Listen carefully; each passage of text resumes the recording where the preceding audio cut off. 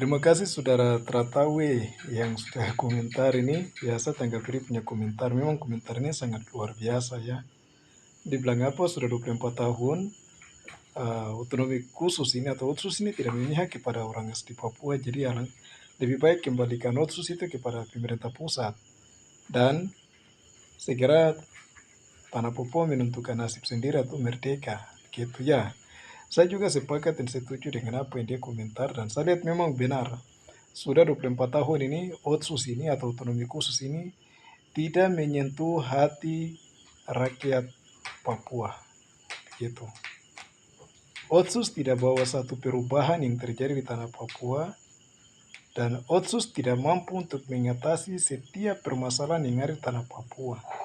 Mulai dari pelanggaran HAM, mulai dari masalah kemanusiaan, masalah sosial, pengangguran, miras, HIV/AIDS, dan juga kerusakan hutan adat dan lingkungan alam, diskriminasi, dan rasis, dan lain-lain. Otsus tidak mampu.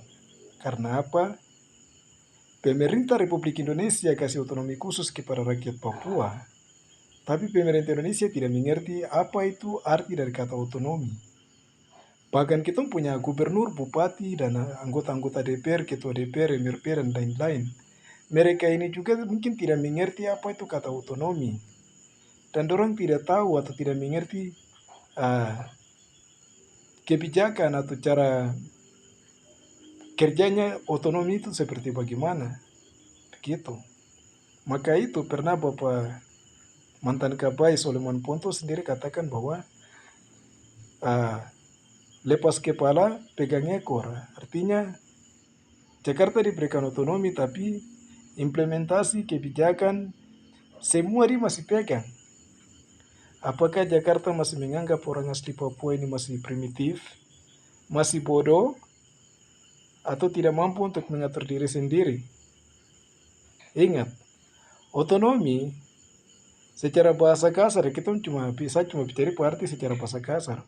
Otonomi itu suatu wilayah yang masyarakat setempat mereka berhak untuk mengatur pemerintahan sendiri, ekonomi mereka sendiri, dan kehidupan mereka sendiri. Artinya mereka mandiri. Begitu.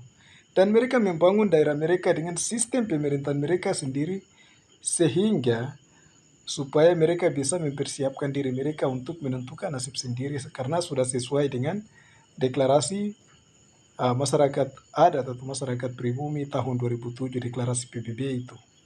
Oke.